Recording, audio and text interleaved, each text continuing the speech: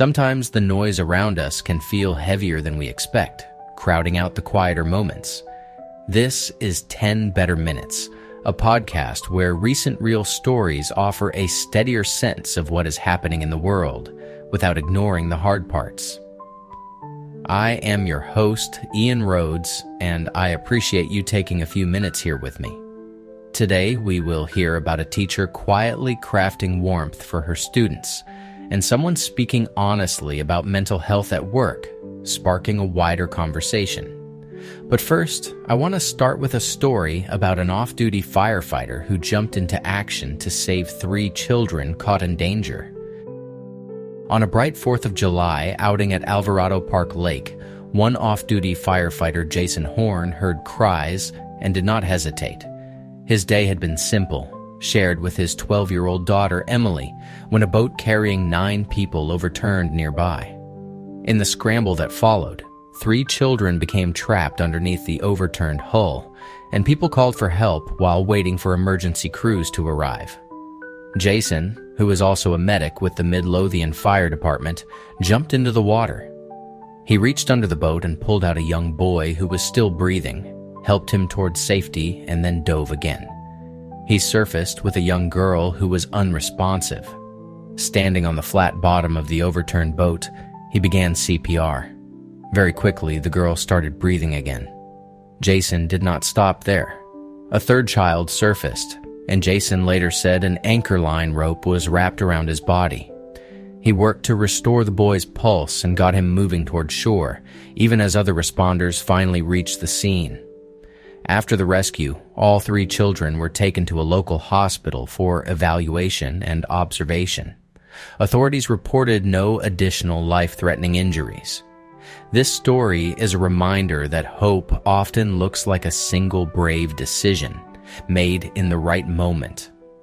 When someone acts immediately and others step in to keep the care going, courage becomes something practical. It becomes breathing again, steady heartbeats, and a path forward.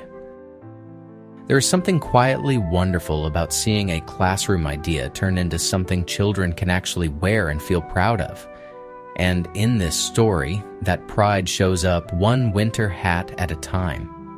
Ashley Lowry teaches 1st grade at Wallace Elementary in Kelso, Washington. Early in the season, she asked her 22 students to color their favorite winter hat designs on photocopies, using their own simple choices: favorite colors, patterns they liked, and shapes that felt like them. After the drawings were done, the hats were still just paper until winter break. During that time, Ashley did a secret kind of teaching. She copied the students' designs, then sewed 22 winter hats at home, one for each child. When school finally returned, she made the reveal feel like a little celebration. She read extra yarn, had the class say magic, magic, and then called for a drum roll. "Open your drawers," she said, and each student pulled out the hat they had imagined. What happened next was the best part. Kids excitedly described why they chose their designs, and several tried the hats on right away, turning their pictures into something real. They were not only wearing creativity, they were being told in a very tangible way that their ideas mattered. Sometimes the smallest workplace moment can shift how safe we feel asking for what we need. Here's a reminder that kindness at work can be contagious, especially when mental health is part of the conversation. Madeline Parker, an accessibility engineer from Michigan, emailed her coworkers and simply said she needed to take today and tomorrow for mental health. You could feel how deliberate and ordinary that wording was, like she was putting a human need right there on the calendar. Her CEO, Ben Congleton of Olark, responded quickly and warmly, thanking her and adding that using sick days for mental health should be standard practice.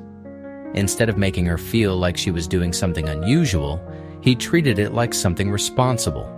Madeline then shared the email exchange on Twitter on June 30th, 2017, and it took off, drawing more than 45,000 likes and 16,000 retweets. What stays with me about this is how brave it is to name your needs out loud. You know that feeling of wanting to be responsible, but also quietly worrying that speaking up might make people see you as weak. In her case, the opposite happened.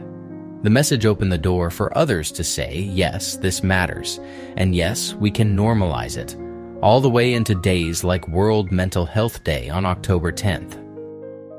Lately, it feels like the future is always one headline away, and lots of young people admit they feel anxious even while they are looking for ways to help. Here's a story that holds both truths at once, and it is surprisingly practical. The Week junior poll of young readers found that 97% felt they could make a positive difference, and 63% said they felt hopeful, with younger children showing even more hope. At the same time, a wider youth snapshot from the King's Trust Youth Index, based on a representative YouGov survey of people aged 16 to 25, found that 53% felt anxious every day, and many were determined to keep moving toward their goals, with 70% saying they were determined to achieve them.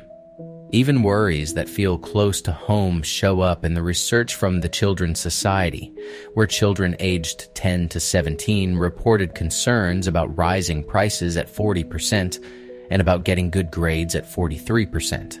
So, what do they do with that mixed load of feelings?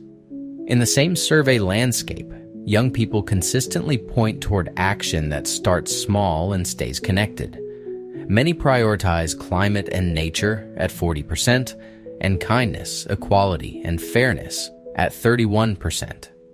And they do not just talk about it, since a large share already belong to a community group that helps others, or they want to join one, and many are drawn to volunteering, litter collection, and raising money for children in hospital. The uplifting message is not that anxiety disappears, but that belonging and agency grow anyway.